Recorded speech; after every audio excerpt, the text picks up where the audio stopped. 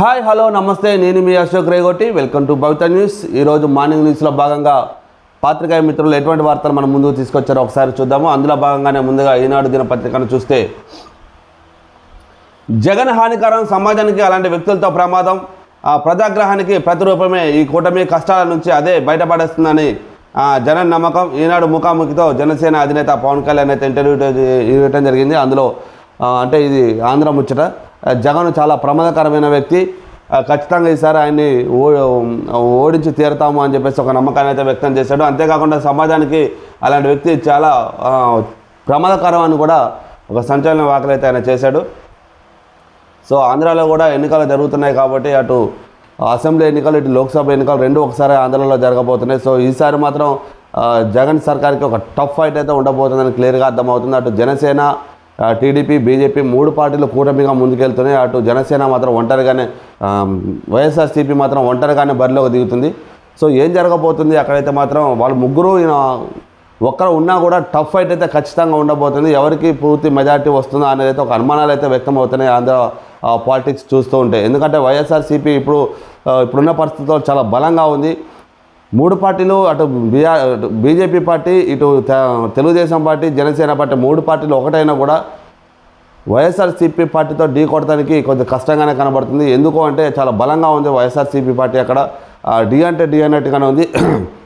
ఖచ్చితంగా మెజార్టీ సీట్లు ఎవరికి వస్తాయనేది అయితే అనుమానంగానే ఉంది. ఫైనల్గా ఫలితాలు వచ్చిన తర్వాత మాత్రం ఎలా ఉంటుంది అనేది అయితే చూడాలి. మరి అక్కడ చలో ఇంకా మన తెలంగాణ విషయానికి వస్తే, కమలాన్ని గెలిపించేందుకు ప్రజలు సిద్ధం. కమలం గుర్తు బీజేపీ పార్టీని గెలిపించేందుకు రాష్ట్ర ప్రజానికి అందరూ సిద్ధంగా ఉన్నారని చెప్పేసి కిషన్ రెడ్డి చెప్పడం జరుగుతుంది. కేంద్రం రాష్ట్రానికి ఇచ్చింది గాడిద గుడ్డు అని సీఎం రేవంత్ రెడ్డి ప్రచారం చేస్తున్నారు. రాష్ట్రానికి 9 లక్షల కోట్లకు పైగా ఇచ్చి అనేక అభివృద్ధి కార్యక్రమాలు చేస్తే ఆయన ఇలా మాట్లాడతారా? గాడిద గుడ్లు పెడతాయో లేదో సీఎం రేవంత్ రెడ్డికి తెలియదు, కానీ గాడిద గుడ్డు ఆ బొమ్మను నెత్తి మీద పెట్టుకొని తిరుగుతున్నారు. కాకపోతే రాష్ట్రంలో ఉన్న ప్రజలందరికీ కూడా ఒక అనుమానం అయితే వచ్చింది. ఒకవేళ కాంగ్రెస్ పార్టీ వాళ్ళ పార్టీ చిహ్నాన్ని ఏమన్నా మార్చిందా, వాళ్ళ గుర్తు ఏమన్నా మార్చేసుకుందా, గాడిద గుడ్డు ఏమన్నా పెట్టారా అని ఒక అనుమానాలు అయితే వ్యక్తమవుతున్నాయని చెప్పేసి కిషన్ రెడ్డి చెప్పడం జరిగింది. గాడిద గుడ్డు పెడుతుందో లేదో సీఎం రేవంత్ రెడ్డికి అయితే తెలియదు, కానీ ఆ గుడ్డు బొమ్మ తల మీద పెట్టుకొని తిరగటం వల్ల రాష్ట్రంలో జనాలందరికీ ఒక అనుమానం వస్తుంది. ఒకవేళ కాంగ్రెస్ పార్టీ వాళ్ళ గుర్తులు ఏమైనా మార్చుకున్నారా అని చెప్పేసి ఒక అనుమానాలు అయితే వ్యక్తం అవుతున్నాయని చెప్పేసి అయితే కిషన్ రెడ్డి చెప్పడం జరిగింది. అంతేకాకుండా తెలంగాణ రాష్ట్రానికి 9 లక్షల కోట్ల రూపాయలు కేంద్రం నుంచి నిధులు రిలీజ్ చేయడం జరిగింది. ఆ విషయం రేవంత్ రెడ్డికి తెలుసా తెలీదా, అసలు ఎందుకు ఇలా మాట్లాడుతున్నారు అని చెప్పేసి అయితే ప్రశ్నలు కూడా వేయడం జరిగింది. రాష్ట్రంలో మెజారిటీ స్థానాలు మావే, సీఎం రేవంత్ తీరు చూసి ప్రజలు నవ్వుకుంటున్నారు. హామీలు అమలు చేయనందుక ఆయన అంటున్న రెఫరెండం, విభజన హామీలపై మాట్లాడే నైతిక హక్కు కేసీఆర్కి లేదు. మరోసారి మోదీ అనేది జనం నినాదం. అభివృద్ధి, సుస్థిర పాలన, భాజపాను ఆశీర్వదించాలి. ఈనాడు ఇంటర్వ్యూలో రాష్ట్ర అధ్యక్షుడు కేంద్ర మంత్రి కిషన్ రెడ్డి నిన్న ఈనాడు ఇంటర్వ్యూ ఇవ్వడం జరిగింది. ఆ ఇంటర్వ్యూలో అయితే ఈ వ్యాఖ్యలు అయితే అన్నీ చేయడం జరిగింది. సీఎం రేవంత్ పనితీరు చూసి ప్రజలు నవ్వుకుంటున్నారు.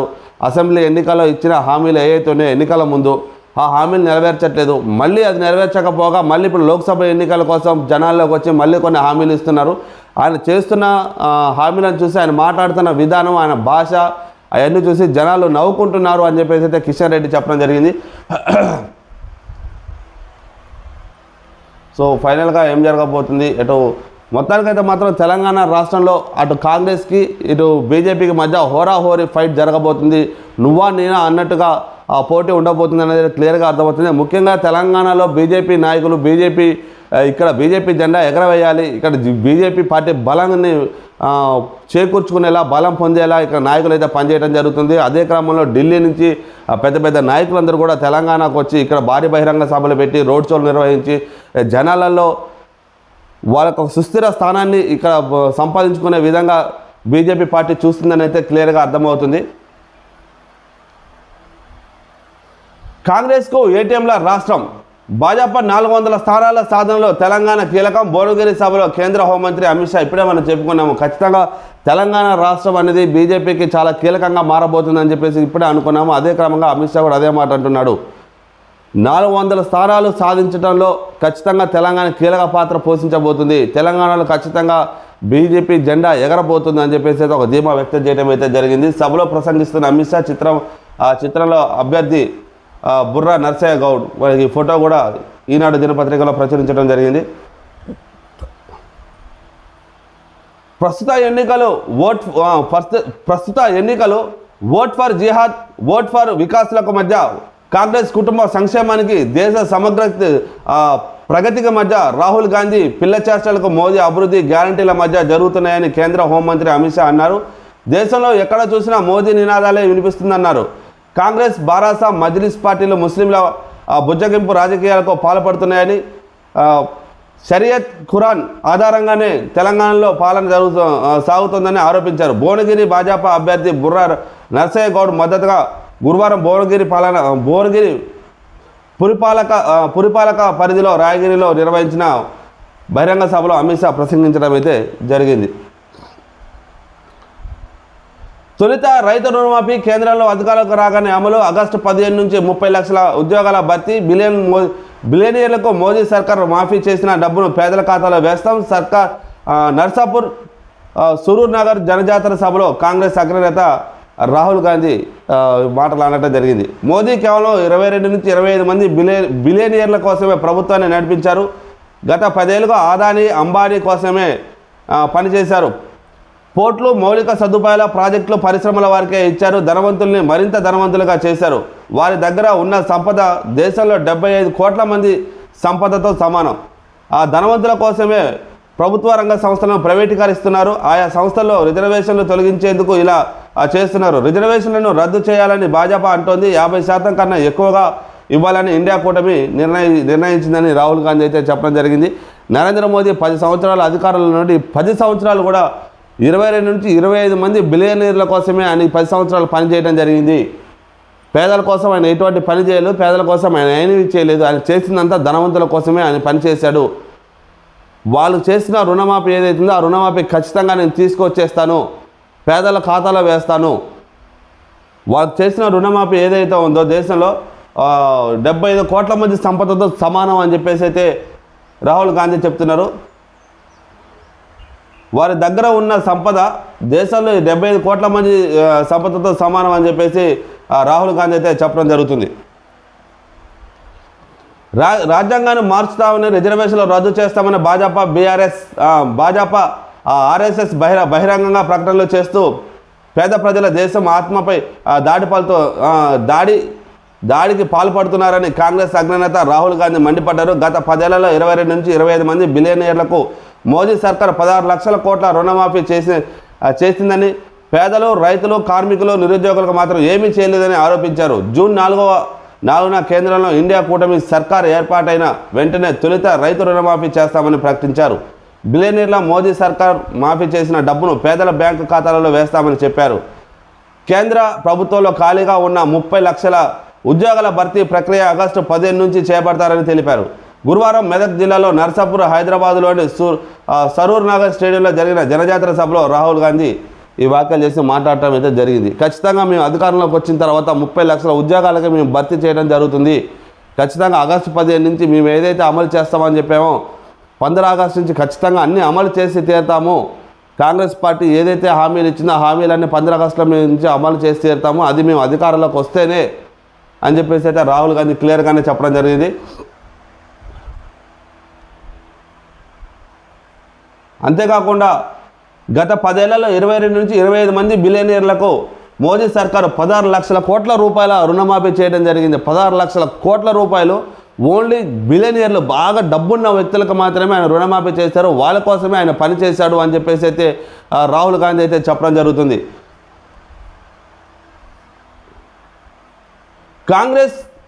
కాంగ్రెస్ కృషితోనే విశ్వనగరంగా హైదరాబాద్ భాజపాకు ఓటేసే రిజర్వేషన్ల రద్దుకు అంగీకరించినట్టే అని సీఎం రేవంత్ రెడ్డి అయితే చెప్పడం జరిగింది. ఖచ్చితంగా కాంగ్రెస్ కృషితోనే హైదరాబాద్ డెవలప్ అవుతుంది. కాదనుకుని ఒకవేళ బీజేపీని గెలిపిస్తే మాత్రం ఖచ్చితంగా డెవలప్ అయితే అవ్వదు. మీరు హైదరాబాదు డెవలప్ అవ్వాలంటే ఖచ్చితంగా కాంగ్రెస్కి ఓటేస్తే, విశ్వనగరంగా హైదరాబాద్ భాజపాకు ఓటేస్తే రిజర్వేషన్లు ఖచ్చితంగా రద్దు చేసి చేస్తారని చెప్పేసి అయితే సీఎం రేవంత్ రెడ్డి అయితే చెప్పడం జరిగింది. వికసిత్ కాదు విఫల భారత్, భావోద్వేగాలతో భాజపా ఆటలు, హామీలతో కాంగ్రెస్ మోసం చేసింది. కరీంనగర్ రోడ్ షోలో కేసీఆర్.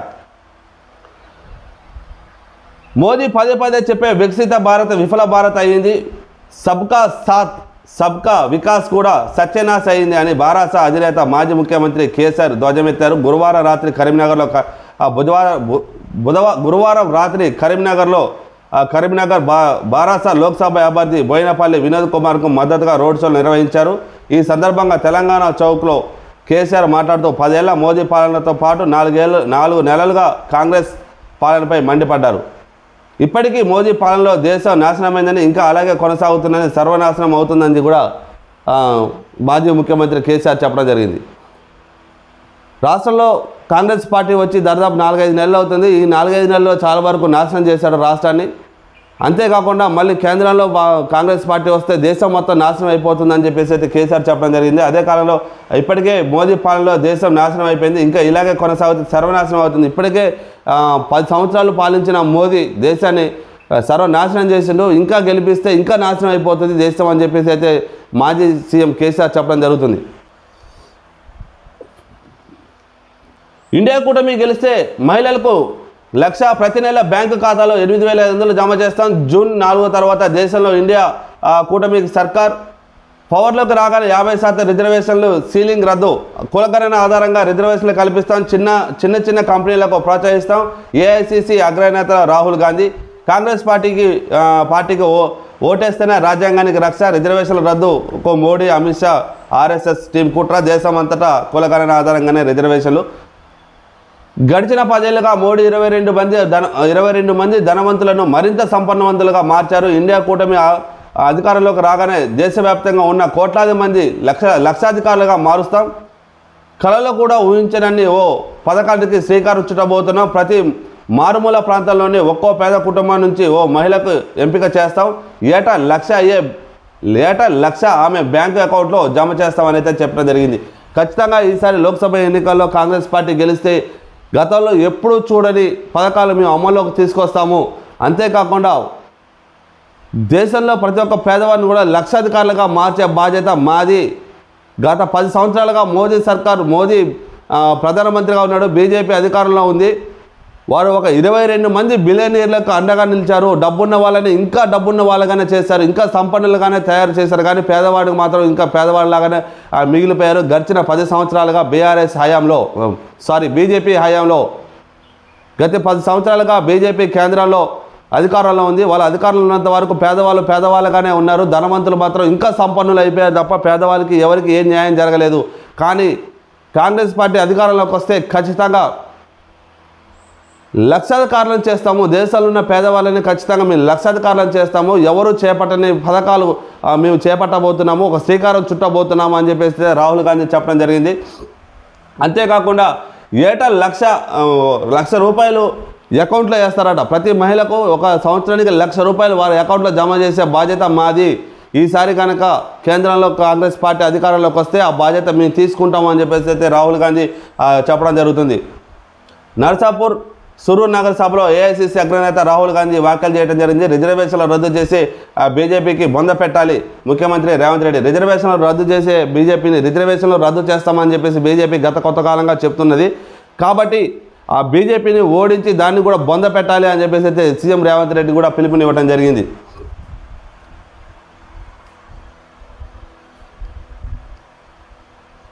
బీఆర్ఎస్ కాంగ్రెస్ మజ్లిస్కు ఓటు వేస్తే షరియత్ పాలన అధికారంలోకి రాగానే ముస్లిం రిజర్వేషన్లకు రద్దు చేస్తాం.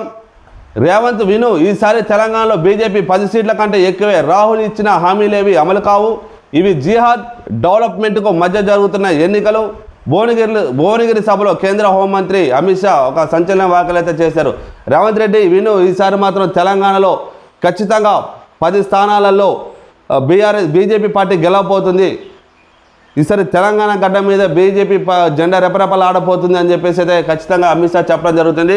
అంతేకాకుండా రాహుల్ ఇచ్చిన హామీలు ఏవి కూడా నెరవేరవు. అవన్నీ హామీలు మాటల వరకే పరిమితం. రాహుల్ ఇచ్చిన మాటలు అయితే చాలా కష్టంగా ఉన్నాయి. ఈ నెరవేర్చడం అయితే సాధ్యం కాని హామీలన్నీ రాహుల్ గాంధీ ఇస్తున్నారని చెప్పేసి అమిత్ షా చెప్పడం జరిగింది. ఇవి జిహాదు డెవలప్మెంట్కు మధ్య జరుగుతున్న ఎన్నికలైన ఒక సంచలనమైన వ్యాఖ్యలు అయితే చేశారు.